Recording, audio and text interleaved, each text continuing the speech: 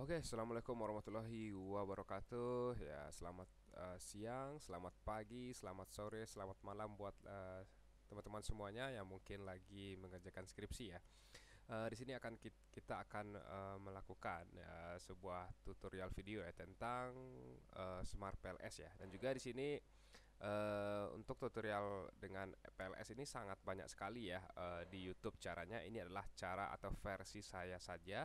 Jadi nanti kalau misalnya ada yang sedikit berbeda ya interpretasinya ataupun cara pembahasannya, ya terserah kakak nanti mau ikuti yang mana ya. Nah, karena di sini saya tidak berdebat tentang siapa yang hebat, tentang siapa yang paling lengkap ya. Tapi di sini saya mentutorkan ya supaya teman-teman semua bisa dapatkan gambaran ya cara untuk mengolah data dengan PLS ya. Langsung aja tanpa berlama-lama lagi ya. Di sini saya sudah sediakan datanya. Ini kan kalau data dengan apa ya? Dengan bentuk SPSS kan bentuknya seperti ini ya. Nah, ini dia. Ada S1, S2, S3 ya. Nah, terus Z dan Y. Di sini saya menggunakan variabel Z juga supaya lebih lengkap juga ya misalnya. Terus untuk Y-nya di sini ada seperti ini ya. Pokoknya seperti ini. Nah, data seperti ini kalau kita mau tes ke dalam apa ya? Ke dalam Smart PLS, kita harus mengkonvert dulu datanya ke dalam bentuk CSV ya, titik CSV. Di sini sudah saya sediakan ataupun dengan save as ya. Save as CSV ya. Ataupun ini saya nah, untuk PLS-nya kita delete ini ya. Karena PLS atau file CSV itu nggak memerlukan ini ya. Kita delete atasnya. Terus kita delete ini juga, delete ya. Nah, terus ini juga di delete ya.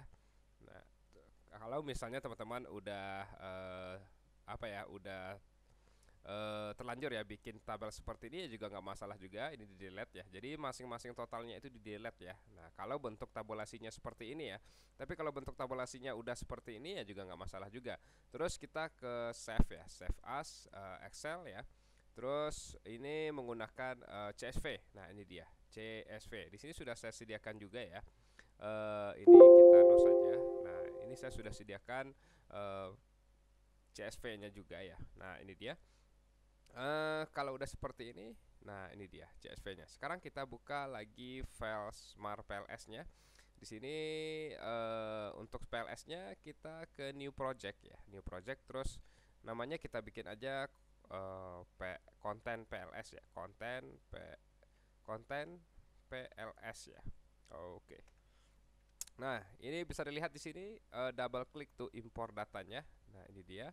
Nah, ini udah konten pls.csv ya, open. Terus oke. Nah, sekarang kita klik ininya di sini. Kita klik yang ini ya, konten PLS-nya.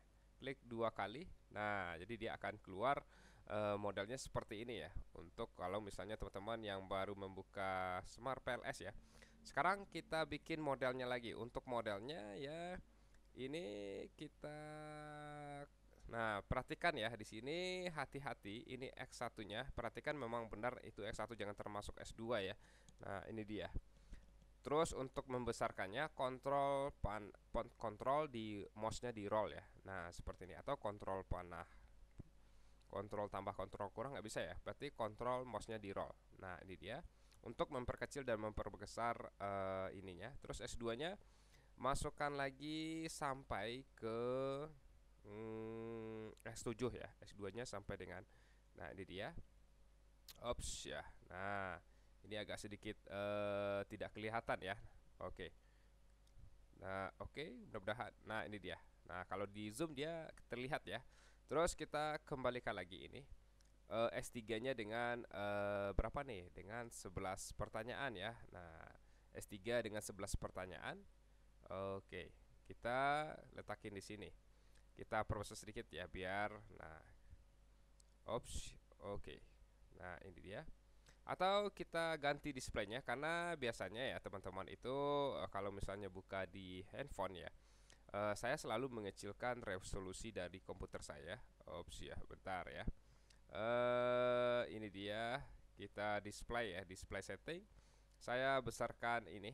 Nah, saya besarkan. Ini tadi saya kecilkan ya. Nah, ini dia, saya besarkan menjadi 1920 per 1080 ya, mana dia tadi. Nah, oke. Mudah-mudahan teman bisa melihat semua ya ininya. Terus kita ke Z ya. Z ya. Z ini saya posisinya senang di sini ya. Ini terserah ya. Nanti kalau mau Z-nya di tengah atau ya pokoknya ini cuma nama variabel aja. Terus Y-nya di sini. Y dengan 4 pertanyaan ya. Nah, oke. Nah, supaya dia terlihat lebih rapi lagi, kita klik kanan ininya yang lingkaran berwarna merah ini, klik kanan, terus kita align indikator right ya. Terus ini juga bisa align indikator bottom ya, kalau dia di bawah. Nah, terus tinggal kita kasih ini perhatikan mouse saya kalau bagi yang pertama ya menggunakan PLS ya, tekan atau klik connect ya, connect. Terus kita klik ini ke Z dulu, ini juga ya. Nah, ini juga, terus ini ke sini, terus ini ke sebentar. Ini ke sini dan juga ini ke sini. Nah, ini kan panah yang laten variabel 2 ini kan nggak terlihat ya. Nah, supaya dia terlihat ya tinggal digeser-geser saja. Nah, oke. Nah, biar terlihat ya. Oke. Nah, biasa kan bentuknya seperti ini nih. Nggak kelihatan ya tabel dari laten 2 ke laten 4 ya. Nah, supaya untuk membuat nama variabelnya agar lebih bagus lagi, kita tekan rename ya, atau dengan shortcut F2 rename ya. Saya sudah buatkan di sini notepadnya. Di sini kita shift panah kanan, Ctrl C, langsung di paste di sini. Nah, shortcutnya F2 ya, tekan F2 biar cepat ya. Terus food quality ya, Ctrl C lagi, paste lagi ya. Terus kita ke rename lagi, service quality. Oke, terus Z-nya. Untuk Z-nya kita ke customer satisfaction ya. Customer satisfaction F2 ya, tekan F2. Terus Y-nya kita tekan F2 lagi. Y-nya revisit intention ya, Ini saya menggunakan variable intervening ya. Kalau model seperti ini model intervening ya, revisit intention ya. Nah, ini dia. Jadi oh ya, dari Z ya, dari Z ke sini juga. Nah, ini connect-nya ya. Kelupaan saya, Z-nya ke Y. Nah, oke. Oke, kalau udah seperti ini kita tinggal langsung kalkulasi ya. Kalkulasi di sini, klik kalkulasi ataupun dari sini juga bisa calculate ya. Nah, sama aja, kita ke calculate PLS algorithm. Ini 300 ya, maksimum literasi 307, nggak usah diubah apapun, tinggal langsung di start kalkulasi. Nah, di sini bisa dilihat ya. Kita lihat dulu. Kalau setelah kita kalkulasi, dia akan terlihat ini ya. Terlihat ini. Kita proses sedikit. Nah, ops ya. Nah, di sini adalah nilai dari untuk yang ini, nilai dari outer wet loading ya. Ini bisa diganti-ganti ya. Ini bisa diganti-ganti, indirect effect ya. Nah, terus pad ya. Nah, terus di sini outer wake ya, outer loading, outer wake ya. Nah, bisa dilihat ya. Ini outer wake atau loading. Nah, jadi ini bisa diganti-ganti ya.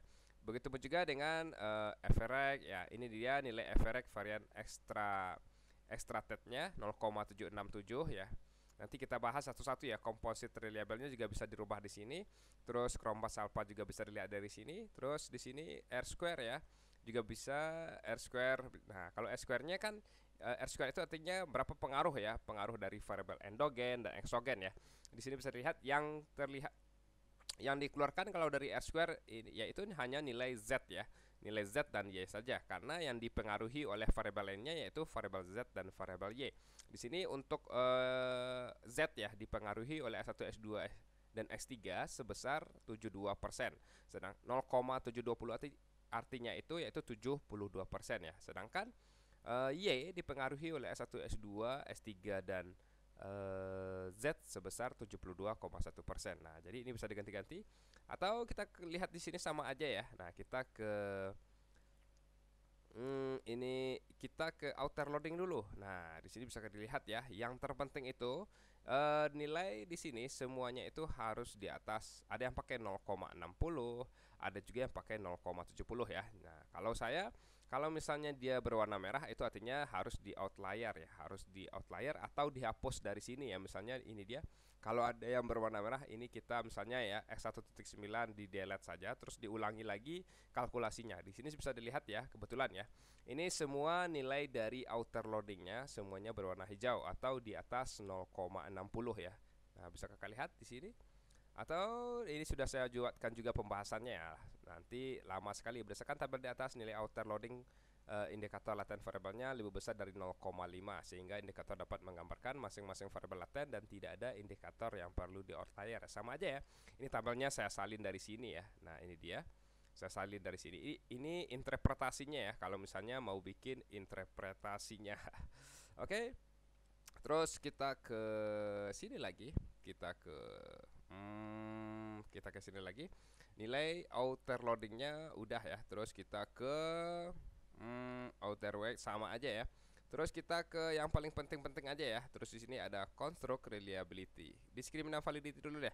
Nah, ini cara untuk melihatnya nilai dari ini. Perhatikan nilai yang paling atas ini ya. Nah, atau saya copy di sini sudah saya buatkan juga. Di sini bisa dilihat. Nah, berdasarkan tabel ini dia, discriminant validity diukur dengan membandingkan nilai square of root, average variance, extra set atau nilai AV setiap konstruk dengan korelasi antara konstruk dengan konstruksi lainnya dengan model jika nilai akar kuadrat AV setiap konstruk lebih besar daripada nilai konstruk antar konstruk dengan konstruk lainnya dalam model, maka memiliki nilai discriminant validity yang baik ya. Oke. Nah, di sini bisa kakak lihat ya. Di sini, nah saya sudah tandai. Pokoknya nilai yang ini kan Z ya, ini variabel Z.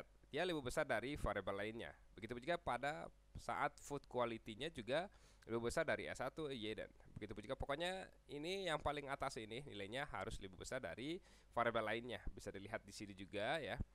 Nah, ini dia. Lebih besar ya, 0,854 lebih besar dari ini, dari kita fokus sedikit. Nah, dari S2 pokoknya yang paling atas ini nilainya harus yang paling tinggi. Seperti yang saya katakan tadi juga ya. Saya di sini juga tidak berdebat dengan teori, saya hanya ingin menyampaikan cara atau tutorial penggunaan dari Smart PLS ini ya. Terus kita ini discriminant validity. Untuk construct reliability bisa dilihat juga kalau pakai Chromebus Alpha nilainya harus di atas. Ada juga yang pakai 0,60 ataupun teori 0,70. Begitu juga dengan nilai average varian extravert ya. Ini sama aja dengan yang di sini tadi ya. Oke. Pokoknya ada yang pakai 0,50, ada juga yang pakai 0,60, terserah dengan teorinya. Di sini bisa dilihat juga supaya lebih jelasnya bisa dilihat grafiknya. Kalau yang pakai sesuai dengan teori atau sesuai dengan aplikasi PLS ini, kalau untuk Chromebus Alpha dia batasnya 0,7 nih. Nah, bisa dilihat ya di garis ini ataupun ini juga. Nah, 0,7 juga untuk ROA-nya, composite reliable-nya juga 0,7 nih. Untuk ini AV ya menggunakan 0,5 ya. Untuk AV menggunakan 0,5 ya. Oke, terus untuk koliniaritas statistik ya, ini sudah validnya sudah, reliable-nya sudah, artinya tidak ada pertanyaan yang di outlier ya. Kalau misalnya ya pada outer loading ini ada pertanyaan yang berwarna merah, ya kakak tinggal hapus-hapus saja yang ini. Misalnya mana yang berwarna merah, 2.7 ya, dihapus, di delete ya, terus di delete lagi, terus diulang lagi kalkulasinya. Nah, seperti itu ya untuk kalau misalnya menemukan data yang berwarna merah ya. Oke, ini dia. Nah, di sini bisa dilihat ya. Terus lanjut kita ke collinearity statistik ya. Yang dilihat yaitu inner values ya. Di sini tidak ada nilainya yang di atas 10, artinya datanya itu tidak terjadi multikoliniaritas ya, atau masing-masing variabelnya itu tidak terjadi multikoliniaritas. Oke. Untuk calculate dari PLS-nya sudah kita lakukan. Sekarang kita langsung ke, nah ini model yang ini. Nah, ini nanti bisa di copy ya. Cara mengkopinya gampang saja. Kita klik kanan ya, terus kita export as image to clipboard ya. Kita coba copy. Kalau misalnya di SPSS atau Excel ya terserah mau kopinya di mana ya. Nah, paste saja di sini. Nah, ini dia. Kalau misalnya mau melihat hasil yang ini ya tinggal diganti-ganti saja, ataupun ekspor ya, ekspor dengan Excel. Ini nanti ekspor dengan ini nanti dia akan menghasilkan file Excel yang lengkap ya. Pokoknya ada semua isi di sini ya. Cara untuk ekspornya. Coba kita perhatikan lagi. Ini PLS algoritma Excel ya. Oke, start export. Oke, kita letakin konten PLS, laporan. Oke, saya seperti itu aja. Untuk laporan calculate ya, calculate ya. Oke, di ekspor ya.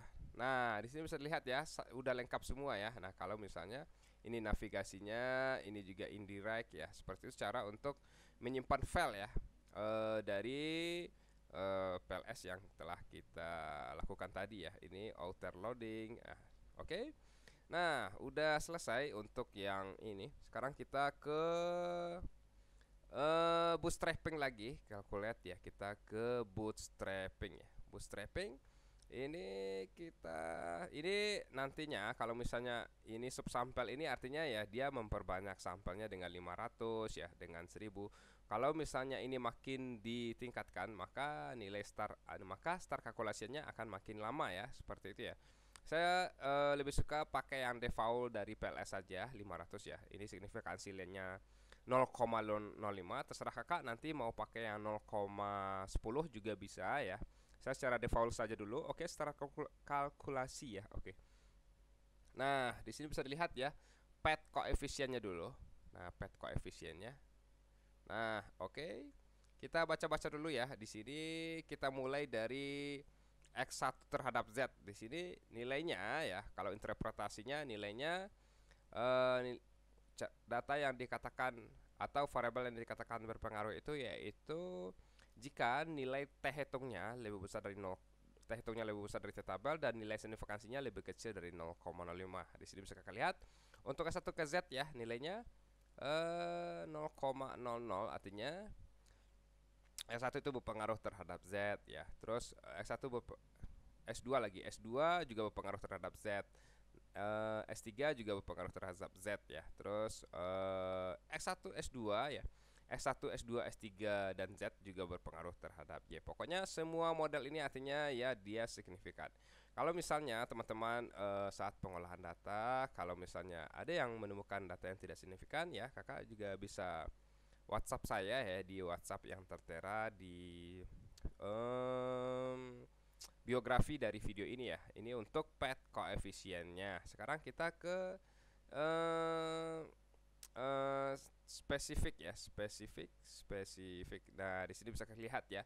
Spesifik ini juga biasa disebut dengan analisis pad ya, atau intervening. Nah, di sini bisa dilihat ya, yang kalau misalnya sebenarnya ini mengintervening semua ya kalau menggunakan 10%, tapi karena di sini kita menggunakan 5%, artinya di sini yang hanya mengintervening yaitu X1, yang hanya mengintervening variabel yaitu Z ini hanya mengintervening X1 terhadap Y ya. Nah, artinya yang hanya mengintervening X1 terhadap Y. Nah, Z ini tidak mengintervening S2, Z juga tidak mengintervening S3 terhadap Y. Oke, udah selesai ya. Ini dia total effect ya. Terus lihat ya, ini histogram ya, histogram dari masing-masing hubungan variabelnya. Artinya dia berdistribusi normal ya. Artinya yaitu semua batangnya itu puncaknya berada di tengah ya. Artinya membuktikan jika hubungan dari masing-masing variabel ini hubungannya normal. Oke. Udah selesai semua ya, dan juga mudah-mudahan teman-teman jangan lupa ya untuk subscribe channelnya. Kalau misalnya ada data yang bermasalah ya, teman-teman bisa WhatsApp ya di nomor yang tertera biasanya di sudut kanan atau kiri video saya. Oke, udah selesai. Assalamualaikum warahmatullahi wabarakatuh.